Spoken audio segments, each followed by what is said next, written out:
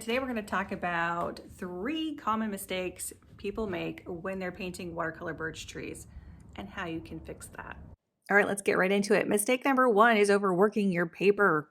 Applying too many layers or scrubbing the paper excessively is going to create unwanted texture and it's going to damage the surface. It's going to lead to some uneven paint applications and some unwanted roughness. To fix that, use some light layers to build up the texture gradually. I usually will start with some black and then I'll add some other colors to that depending on what my background color is. But practice your dry brush techniques for the bark texture. We're going to be doing that later on in the video, so you'll be able to check that out. Mistake number 2 is being too symmetrical or too uniform, especially with the trunks. Painting all of the trunks with that same width and spacing or straightness can sometimes make that scene look a little unnatural and stiff. To fix that, add a variety of trees by changing the size, the shape, the spacing, even the direction. You're going to allow some of the trunks to lean or maybe taper off in different angles, and that's going to mimic nature. We had an ice storm in Maine, and you should have seen the trees, and they were like bent over. Some of them were leaning almost completely sideways, and it just gives your painting a little bit more character.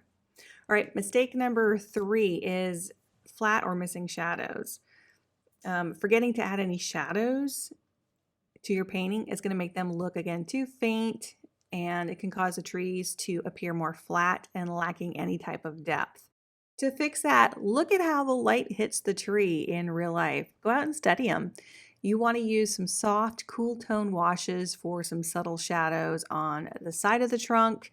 By incorporating cast shadows, maybe on the ground or the foreground, it's going to, again, add a little bit more depth to your painting. So today I'm going to just show you the real basic tree, but if you want to get more in depth, we actually do this painting here in my Patreon. It's the full tutorial that I went and did it live, so you can watch the replay over there. So today, let's just go into some real basics. The first section of layering your birch tree. So the first thing I want to show you is some really simple trees. So you can practice this. You can draw it in with a graphite pencil if you want, or you can just start to go right in, which is what I usually do, with a brush. You could do a credit card. You want a brush that is a little bit longer. You can see this is my script brush. This is, I believe, a number 2. Number 1 would work as well, but I don't use the point. Well, I do use a point for the branches, but I also use the side of the brush. We'll also need some white gouache, or you can also use masking fluid if you want. For paints today, I'm using my Rosa kit. Love these. They're so vibrant and colorful. And I do happen to have a full online class about birch trees. If you want to join, I would love to have you. It's on my website. And I give you a list of all of the materials that you need. And I do that one in a more colorful way, so it's a really fun one. So we're just going to show you today the real basic shape. So this is your birch tree. I'm using the pencil, and we're going to just sketch that in really lightly. Remember, birch trees are usually a little bit thicker at the bottom, and they get a little bit more narrow at the top. They will tend to grow on you too, so think about that while you're painting them. If you want a nice little skinny birch, you don't want to go over a whole lot because it's going to grow on you. It just happens. So I'm going to dip into my paint here. I'm going to use my longer liner brush for this. And I'm loading it up with some paint, and I'm holding it completely sideways. So I'm going to use the length of the brush, and you don't want to have a whole lot of paint on here when you're doing it, so you can always tap it off. You can tell I've got quite a bit, so I'm testing it out. This actually is pretty perfect. And I'm just going to scratch that and do a dry brush technique with the side of my brush. Now you'll often see people do that with a credit card. I want to show you that in a little bit too. You can go back in and add a little bit more. Don't worry about it if you go outside the lines. You can do a little bit of detailing or make some knots out of any of those places that you feel that you messed up on. So I want you to be really loose with this when you're trying it. That is really the whole key. So let's go ahead and do it again. This time I'm not even going to draw it in. And I love the way this looks because I don't have any pencil lines. Again, I'm loose. I can thicken that up a little bit more as I go up the tree if I want to make that tree a little bit wider. But remember, bigger at the bottom and more narrow up at the top. Like, those are 2 great looking trees. Now I'm just using some black. You can use indigo, you can use Payne's gray, whatever colors you want. And it really gets fun as you get going.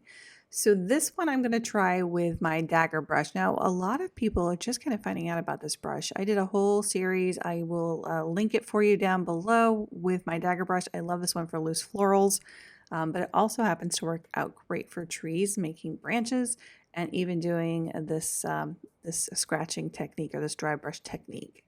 So once again, I'm going to load up. Now this might take you a little bit of time to kind of figure out. I am using the full length of that brush. You can also use the other side if you want to shorten it. But again, I'm going to hold it right down here at the base, and this is going to give me a little bit less control. And I'm just going to put a little bit of a light pressure on there. Now I'm using a little bit more water with this one, so you can see I have a nice light gray versus that real dark birch.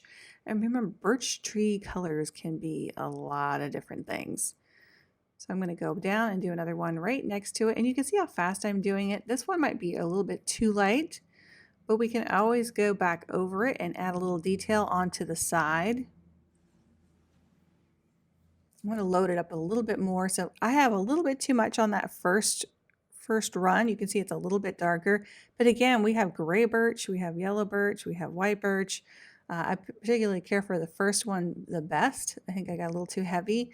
But don't worry, we have white gouache. If we want to add something more on top of this, we can. If you feel like you want to leave your little white spots, you could always, again, use masking fluid. But boy, it's a lot of work. This is a lot quicker by doing it this way, leaving the white of the paper and then touching it up with a little bit of white. Now, it's not technically just watercolor. You have a little bit mixed media, but again, it's super easy. And if you're just starting and you're just learning the basics, this can take away a lot of frustration for you. So I want you to try a bunch of different brushes. I'm going to try this flat wash, which doesn't work as well for me. You can see it separate a little bit. Again, look how perfect that is. It's like too perfect. Trees don't look like that. So let's try, maybe we can do it on the side. Again, I'm tapping off the excess. I've taken that separation away. Now this again is a little heavy for me, a little too thick, but I do like those little brush strokes. Going sideways, no, it's not going to work. If I come down this way again, it's nice and smooth. It kind of gives a nice little curved mark. I'm going to be dotting it a little bit. It's a different look, but I still find that first one my favorite so far. But feel free to try your different brushes and turn them, twist them. See, if you like the marks better in a different angle or a different way. And again, it's going to be something that is very preference based. So you can see the texture on this one is a lot different than the first one and the second one.